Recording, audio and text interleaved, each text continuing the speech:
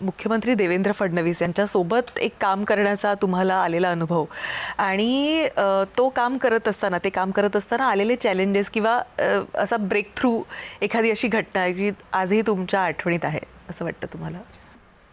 आपले मुख्यमंत्री फडणवीस साहेब यांच्या ते ज्या वेळेला पहिल्या कालावधीमध्ये मुख्यमंत्री होते 2014 ते 2019 या काळामध्ये शेवटची 2 वर्ष मी त्यांच्याबरोबर सचिव म्हणून काम करायची संधी मिळाली. प्रचंड आवाका असणारा, समज असणारा, अत्यंत हुशार म्हणून त्यांना मी राजकारण्यापेक्षा सुद्धा स्टेट्समन असा शब्द जास्त वापरतो.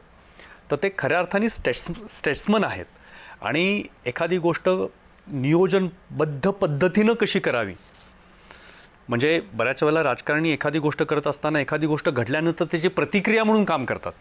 तर ती प्रतिक्रियात्मक काम न करता स्वतःच पहिल्यांदा त्याचं कसं नियोजन करायचं हे अत्यंत चांगली त्यांच्या कामाची समज मला त्यांच्या या कार्यपद्धतीमधनं शिकायला मिळालं. आणि दुसरी महत्त्वाची गोष्ट म्हणजे ज्याला आपण मॅनेजमेंटच्या भाषेमध्ये लॅटरल थिंकिंग म्हणतो. बऱ्याच वेळेला काय होतं की एक विशिष्ट पद्धतीनं चाकोरीबद्ध पद्धतीनं आपण विचार केल्यानंतर एखादी गोष्ट शक्यच नाही असं वाटायला लागतं. पण लॅटरल थिंकिंगचा एक फायदा असा आहे की एखादी गोष्ट शक्य नाही असं या प्रणालीमध्ये कुठंच असत नाही. प्रयत्न करून तरी बघायलाच पाहिजे आणि बऱ्याच वेळेला प्रयत्न करून बघितल्यानंतर लॅटरल थिंकिंगमुळं त्या गोष्ट सहज साध्य आणि शक्य होतात. हे मला या मुख्यमंत्र्यांच्याकडनं शिकता आलं.